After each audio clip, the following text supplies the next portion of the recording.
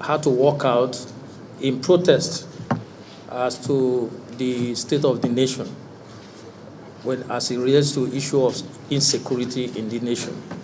And concurrently, even though we did not do it exactly the way they did it, we also drew the House attention as to what is happening in Nigeria, but most importantly in FCT.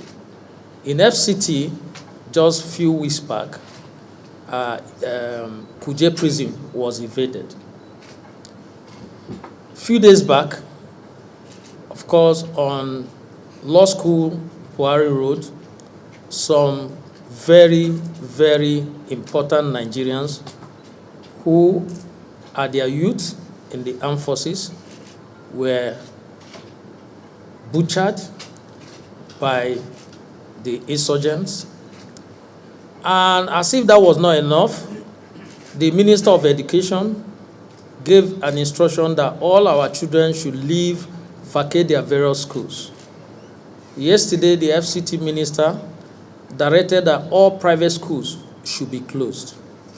And I gave a warning on the floor of the House, advising my colleagues that Abuja is no longer safe.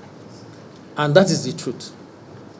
If Abuja is safe, why should Minister of Education under APC-led government instruct that every child in every college of school should leave and vacate and parents should come and collect their children? Why should the FCT minister himself direct that private schools should be closed? This, in effect, gives a signal that Abuja is not safe. And of course, we critically looked at the reason why our colleagues are calling for an impeachment notice to be put forward to Mr. President for his APC-led government inability to protect life and property. Our founding fathers created this nation for the purpose of ensuring that nobody will suffer in this country. But today, that is not the story. The story is a story of people being afraid to go out, to even do their legitimate businesses. Today, it's difficult to even fly. No aviation fuel. The aviation fuel is no longer available. And yet, you cannot also fly by road because the kidnappers, the bandits are on the road. So it's very, very difficult. And of course, on the issue of the insecurity, let me bring to the notice of Nigerians and the whole world that the both chambers have tried several times, either by resolution or by a security summit, to draw the attention of Mr. President as to why there is need for us to address the insecurity of this nation. But that has not been taken very seriously. And of course, so many outcries by our people. Our farmers can no longer go to various farms. And I believe that we are worst hit in terms of food production. And this is because our farmers can no longer go to their various farms. And it is bad. And if you look at what happened also between Abuja and Kaduna, where the bandits bombed the train, and yesterday somebody was asked, one of them rescued was asked, will you ever use the train? And he said no, that he will never find himself using that train. So in effect, Nigeria is in a standstill.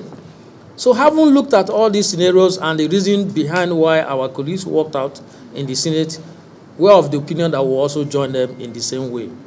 They have given 6 to 8 weeks for Mr. President to address the insecurity that is, of course, affecting this nation. And I want to also join on behalf of my colleagues to say that upon the expiration, we will prefer ways of ensuring that we'll gather all the signatures. And let me make it very clear, those who are thinking that it's only issue of PDP or minority caucus, no. Many of our colleagues under the bipartisanship are affected. All of them are affected, many of them. So they may not be speaking, but we may be speaking for them. And when the time comes, I heard somebody this morning saying that it's a laughable attempt to want to do that. But perhaps when the action starts, the person will find out that it's not a laughable action. It's real. And we will not stand to allow this nation collapse. We think that it's high time that this insecurity of this nation is addressed.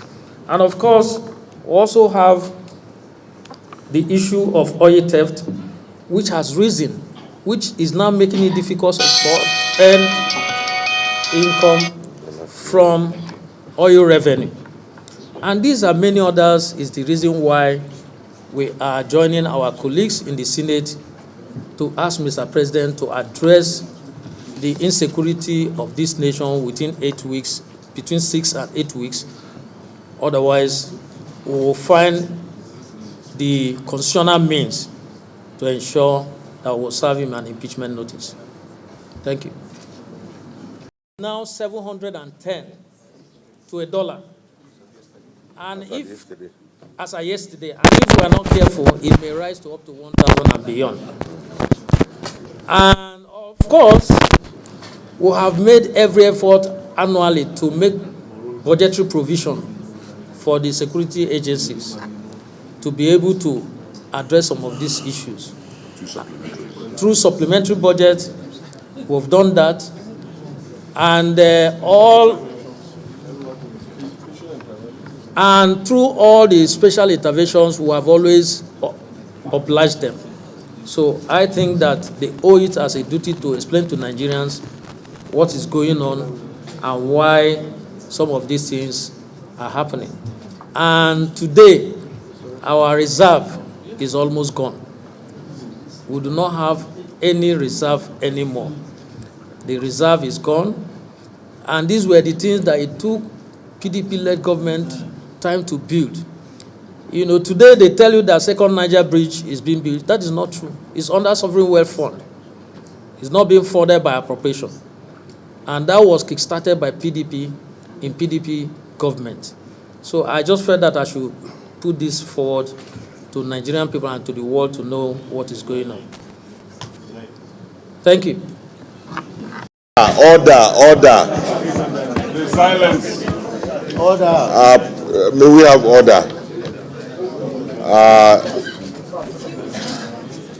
The leader of the minority caucus of the House of Representatives and my distinguished colleagues, the leadership of both the Senate caucus and the House of Reps caucus, and indeed distinguished senators and honorable members of the House of Representatives, members of the press, ladies and gentlemen, we are here this afternoon to brief you people on the meeting we have just had between us and the members of the House of Reps PDP Caucus.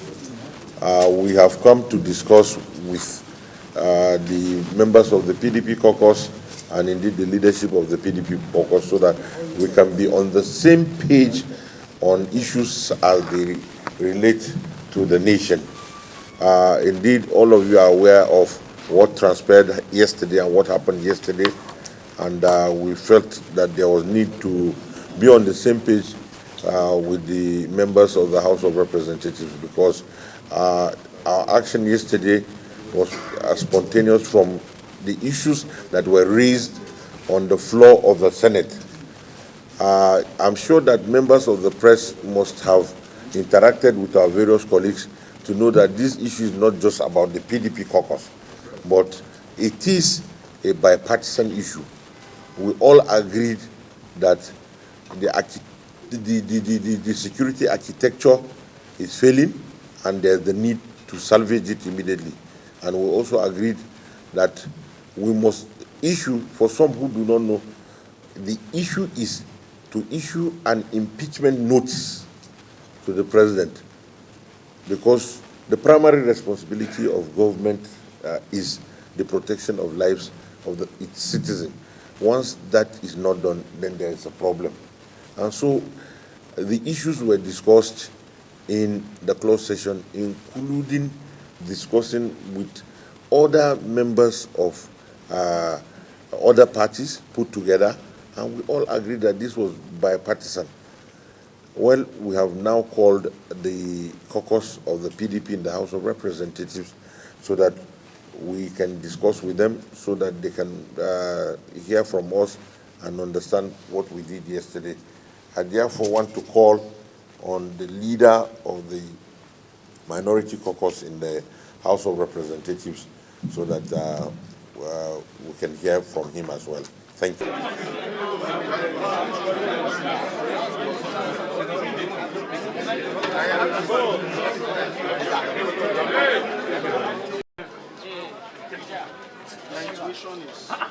This man.